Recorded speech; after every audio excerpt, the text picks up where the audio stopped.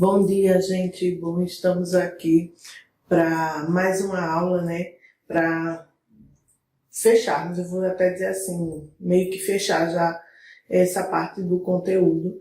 A gente na aula passada trabalhamos a União Europeia, não é isso?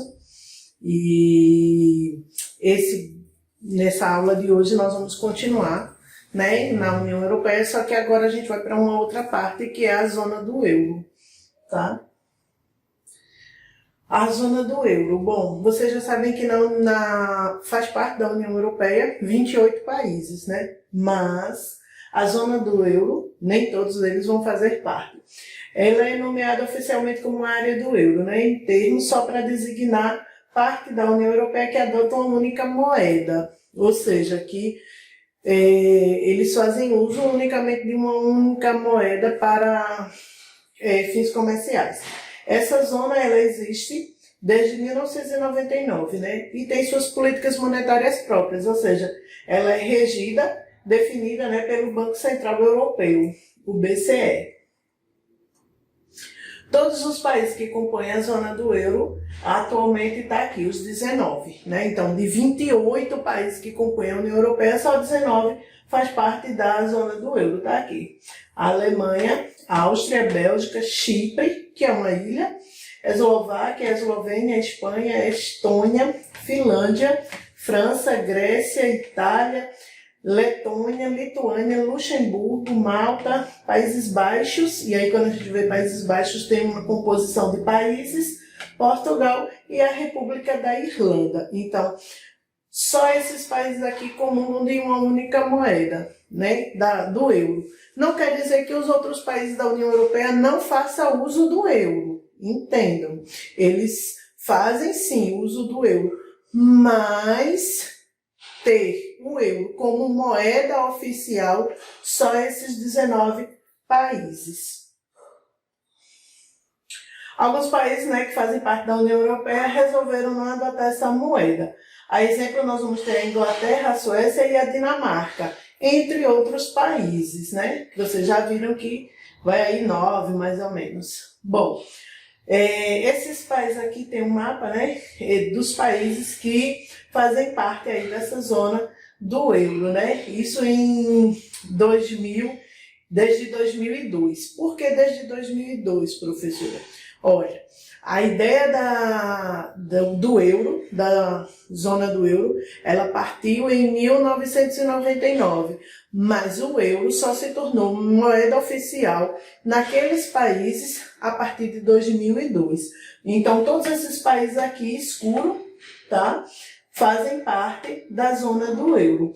Esses países aqui, no claro, tá, fazem parte da União Europeia. Então, eles não vão estar aí comungando exatamente com o euro sendo sua moeda oficial, tá? Cada um vai ter sua moeda oficial. Mas, no caso, todos esses que estão aqui em azul escuro, vai ser o euro a moeda oficial. Após a Segunda Guerra, né, inúmeros tratados foram assinados. Com o intuito aí de quê? De aproximar a economia e os comerciantes aí dos países, ou seja, eu vou dizer assim, unir uma economia para fortificar um continente, que no caso seria a Europa. Entre eles os países, entre esses tratados, né, que foram assinados, o de Roma, em 1957, que instituiu a política de livre circulação agrícola e o mercado comum, ou seja, dali já partiu uma ideia de uma economia unificada, uma economia próxima, uma economia que desenvolvesse não só um país, mas um grupo de países que participassem. Contudo, só em 1990 a União Europeia monetária, a União Europeia não, a União Econômica Monetária, né, com a livre circulação de capital, a cooperação entre os bancos centrais e a fixação de taxas, foi possível. Foi um grande passo para o sistema de cooperação, né, que aí culminou com a União Europeia sendo formada, oficializada em 1992 e mais na frente, obviamente, a zona do euro. Já em 99 é lançado o euro. O euro foi lançado, olha só, em 99, mas só em 2002, anos depois, é que ele realmente foi oficializado. Seu objetivo era, e ainda é, né, aproveitar uma série de vantagens na instituição da moeda única entre os blocos, né, entre o bloco que está ali participando. Entre elas, a partilha de prestígios monetários, ou seja, tendo as mesmas taxas, todos teriam as mesmas condições, as mesmas situações, que anteriormente era monopolizado pelo dólar, né? Que era a única moeda, eu vou dizer assim, mais forte do mundo inteiro. Então, nessa época aí, o dólar começa a dar uma queda e o euro se aproveita.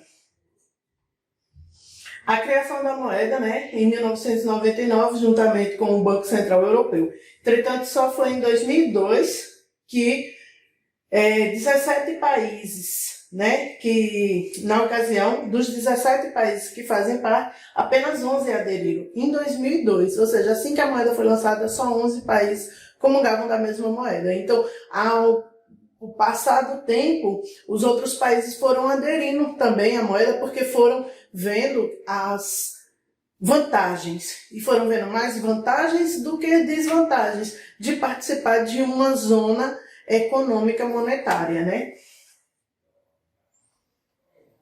Posteriormente, em 2017, a Eslovênia aderiu ao euro, em 2008 foi Chipre e Malta, né? Em 2009 a Eslováquia, e em 2011 a Estônia. Então foram agregando países. O euro foi criado, né, para fortalecer a economia desses países que adotaram, pois tenha uma moeda economicamente forte. Então, o que foi que os países começaram a ver com o euro? Começaram a ver que quanto mais países aderiam a uma única moeda, mais essa moeda ficava forte. Por ela ficar forte, tornava a economia desses países também fortificada. Então, começaram a ver só essa vantagem. Na verdade, esse é um ponto que a gente pode dizer assim, ele é culminante, ele é importante, ele define realmente uma área monetária, né? E isso foi muito importante. Além disso, a adoção da mesma moeda, né, proporcionou uma ampla relação comercial entre os próprios países, formação de grandes empresas europeias que emergiam, que saíram lá do anonimato, saíram lá do pequenininho e passaram a se tornar grandes, né, a partir da junção dessas empresas. Então eles começaram a ver se as empresas usavam a mesma moeda, o mesmo ritmo, mesmas condições monetárias, as mesmas condições de comércio, por que não daria certo? Né? Então começaram a ver isso aí e crescer com isso aí. Outro objetivo importante para o euro, né, foi as relações políticas e econômicas, principalmente entre França e Alemanha. Por que entre eles? Porque, historicamente, eles tinham uma relação meio desgastada por conta da Segunda Guerra Mundial, já que a França foi, né, meio contra a situação que a Alemanha se colocou na Segunda Guerra Mundial. Então, essa relação deles estava um pouco desgastada e aí precisava realmente ajustar alguns laços, né? Com a criação do euro, o dólar perdeu a sua centralidade no mundo, ou seja, deixou de ser a maior moeda. Hoje em dia, se você for dar uma olhada, dar uma pesquisada qual a moeda mais valorizada, ainda vai ser o euro, né? E o que torna ele bem valorizado? A quantidade de países que utilizam-se dele.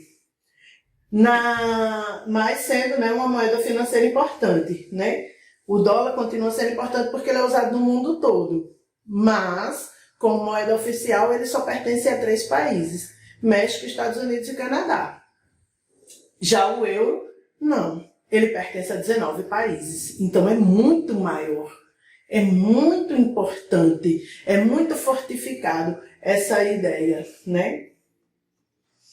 Quais são as vantagens de estar ligado aí na zona do euro? Vamos responder essa pergunta com isso aqui, ó. A criação de uma moeda única para os países da União Europeia não é só resultado de um mero consenso da união de fraternidade. Existem grandes oportunidades ligadas a essa circulação, que são, né? A nível nacional, uma moeda forte e importante, fator para a prosperidade econômica. Quanto mais forte, mais economicamente ele vai ser fortificado. Hoje o euro já é a segunda moeda mais transnacionada do mundo.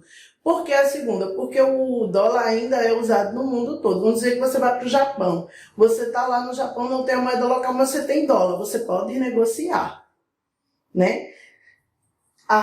O euro é a segunda maior nisso. A Europa, né? Só na Europa é menos valorizada do que a libra esterlina. A libra esterlina também tem um valor muito grande, mas é só na Europa e não no resto do mundo. Então, falando em mundo, né, em sistema global, o dólar vai ser a moeda mais forte, o euro a segunda. Vamos botar um aspas, as mais utilizadas. Mas se a gente for falar em valor econômico, o euro vai ser mais valorizado que o dólar atualmente, tá?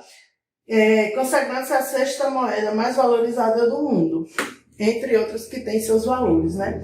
Ou seja, o seu uso aumenta o poder de negociação dos países, assim como a possibilidade de alcançar os resultados positivos numa balança comercial. Então, ela possibilita que os países tenham mais superávites do que déficit. Além disso, a troca dos países, né, de produtos e serviços propicia um desenvolvimento social. Então, tecnológico e social. Então, o euro também possibilita esse desenvolvimento entre os países. Isso é muito importante. Isso é praticamente a vida econômica de um país, né? A nível individual, os cidadãos residentes na zona do euro, né, contam com uma oferta maior de produtos. Por quê? Porque entre eles está circulando muita mercadoria, né? Com a extinção de onerosas taxas de câmbio, ou seja, eles não têm um câmbio entre um país e outro, eles não têm câmbio de importação. Isso é importante, o que possibilita mais importação, mais exportações, mais comercialização entre os produtos. Quais são as desvantagens aí de integrar as zonas do euro? Nem tudo são flores, a gente sabe que também há desvantagens nisso. Né? Como já dizia aí a avó de vocês, na verdade, integrar a zona do euro traz sim muitos benefícios, mas para as nações, como podemos ver. No entanto, precisa ser discutido também o outro lado da moeda, literalmente, né? Qual é o outro lado aí dessa moeda? Uma política monetária internacional afeta a capacidade dos países de definirem estratégias alinhadas às suas necessidades internas, ou seja, nesse momento, ele aderindo, ele deixa de pensar unicamente como país para pensar como zona do euro. Então, uma atitude do país, ou ela é feita para o bloco inteiro se beneficiar, ou ela não é feita. Então, isso é uma desvantagem, porque às vezes a necessidade daquele país não é a necessidade do bloco. E aí as necessidades do país ficam sendo colocadas de lado para que sejam atingidas as necessidades do bloco. O que pode acontecer, por exemplo, é de medidas serem acordadas entre os membros, né, e entrarem em atrito com as políticas fiscais, e não apenas de um deles, mas de todos, né? Nesse último caso, o voto ele é obrigatório e é vencido, né? Então, a decisão de um país ela vai a voto. E se ela for vencida no voto, então perdeu e suas atitudes, suas necessidades, suas necessidades ficam colocadas de lado, né? Então isso é uma desvantagem. Outro ponto a se considerar é a manipulação da moeda como forma de incentivar a economia, né? Isso aí é uma manipulação, de um certo modo. Se não integrasse a nenhuma União Europeia, o país poderia valorizar ou desvalorizar sua própria moeda. É como o Brasil. Muitas vezes o pessoal me pergunta, professora, por que só o Brasil usa o real? Se outros países do Mercosul também usassem a nossa moeda, também aderissem à nossa moeda como moeda única de bloco, seria uma moeda forte? Seria. Mas aí vem aquela questão, né? Os países teriam que pensar comumente. Então teriam que estar todos interligados. Caso contrário, né, ia estar o interesse só de um. Isso é uma desvantagem. E aí, o interesse do bloco é a necessidade de um país? Essa é a questão, certo? Impulsionar o turismo, comércio, etc., conforme o desempenho individual. Ao entrar na zona do euro, ele abre mão dessa autonomia e dessa independência, porque ele passa a pensar unicamente no bloco, no conjunto, e não na sua necessidade, né? Que nem sempre é favorável ao desenvolvimento. A governança da zona do euro. Quem é que governa o euro? Né? A zona do euro, na verdade. A adoção do euro implica a cooperação econômica forçada e deve ser devidamente gerida, né, para aproveitar plenamente as vantagens. Por consequente, nessa zona ele distingue as partes da União Europeia, também pela sua governança econômica nomeada em termos políticos, monetários e econômicos. Então, tem toda essa questão. A zona do euro, de um certo modo, ela também está atrelada à União Europeia. A política monetária, né, incube o euro, sistema de entidade independente, constituída pelo Banco Central Europeu, o BCE, né, como sede em Frankfurt, na Alemanha, né, e pelos bancos centrais nacionais da União Europeia, na zona do euro. O Conselho do BCE é quem define essas políticas, é quem define tudo o que está acontecendo na zona do euro, o que é importante, o que não é importante, né? Então, essas políticas aí têm essa ideia. E o principal objetivo dela é manter uma estabilidade entre os preços das mercadorias, para que ninguém saia se sobressaindo entre um ou outro país, né? Um sobre o outro, como diz aquela. A política econômica da zona do euro continua a ser uma grande parte de responsabilidade dos próprios países, né? Porém, os governos nacionais devem coordenar políticas econômicas a fim de realizar objetivos em comum: estabilidade, crescimento e emprego. Todos eles têm que pensar nesses três pilares: estabilidade, crescimento e emprego. A coordenação assegura o conjunto de estrutura e de instrumentos entre os países, né, que se destaca aí pelo PEC, que é o Pacto de Estabilidade e Crescimento. A PEC, né, contém regras acordadas de disciplinas, orçamento, limitações de déficit, ou seja, tem até isso. Disciplina, limitação de déficit, até onde vai a sua queda, até onde você pode estar negativo. Eles determinam tudo isso. E devem respeitar todos os países da União Europeia, caso um incumprimento, né, da zona do euro estão sujeitos a sanções. E essas sanções, elas são de caráter financeiro. O que quer dizer? Quer dizer que simplesmente todos os países podem estar lá num bloco, né? 5 países. E um descumpriu. Então os outros 4 abrem sanção com esse país. Então ninguém mais comercializa com esse país, porque ele quebrou o compacto, né? Então é algo bastante importante. Implica assegurar regras econômicas e obedecer cada ano um ciclo de dominando semestres europeus, ou seja, a cada ano tem um grupo que vai estar ali no topo da liderança, né? Não é sempre só um país, não é sempre só um governante, não é sempre, é um conjunto. E vai fazendo rotação, que é para que eles possam aí dar oportunidade a todos. A importância econômica, né, dessas atividades, né, são a organização, a razão de interesses do bloco, que permite melhores condições de enfrentar crises econômicas, a concorrência de mercados internacionais, entre outros. Vou usar um grande exemplo, a crise na Grécia, né? A Grécia teve uma crise há anos atrás, depois de 2008, uma crise muito séria, muito feia, com direito a revoltas, protestos, a população jovem foi para a rua, e foi muita coisa. E aí a Grécia precisava de dinheiro. E o Banco Monetário Econômico, né, o BCE, pensou, não dá mais para emprestar dinheiro para a Grécia, e a Grécia só caindo, né? E como aquela regra tem um limite para você estar em déficit, que é isso. E aí a Alemanha pensou, peraí, mas se a gente não socorrer a Grécia agora, a Grécia pode cair muito mais. E aí vem um efeito dominó, porque nós estamos em bloco. Se um cai, derrubou, e ali vai. Então, o que foi que fez a Alemanha? A Alemanha, por si só, um único país, não, eu empresto do meu bolso. E emprestou para a Grécia bilhões de euros, 3 bilhões de euros, sem data de entrega. Então, é interessante isso, porque socorreu um país e salvou, eu vou dizer assim, não só uma zona econômica, mas também um bloco econômico, como a União Europeia. Então, todos estavam a salvos porque a Alemanha tomou uma decisão, uma decisão autoritária, mais independente, né? E que os outros aceitaram, acataram. O comércio exterior entre os blocos e o mundo movimenta anualmente trilhões de euros, né? Além de empregar 30 milhões de pessoas. A União Europeia, ou a zona do euro, né, representa uma das economias mais voltadas ao comércio exterior. Por isso, desempenha grande papel na OMS, na Organização Mundial do Comércio, nas definições de regras de comércio mundial.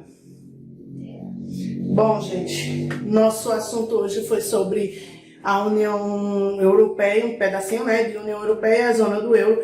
Espero que vocês tenham entendido, espero que vocês tenham gostado. Estou lá à disposição de vocês. Entrem em contato, tirem suas dúvidas, vamos debater os nossos assuntos. Estou morrendo de saudade de vocês. Sei até que muitos estavam dizendo aí que a professora é muito séria, aquela coisa toda. Nossos assuntos são um pouco sérios também, né? Mas eu confesso a vocês que eu estou sentindo falta de vocês, eu estou sentindo falta da interação. Eu ando até triste por isso, mas tudo passa. Espero que vocês todos estejam bem e que em breve a gente possa se reencontrar em sala e a gente possa se divertir muito estudando. Como eu digo, né, eu me divirto dando aula, então eu espero que vocês se divirtam estudando. Até a próxima, beijinho, tô morrendo de saudade e fiquem com Deus.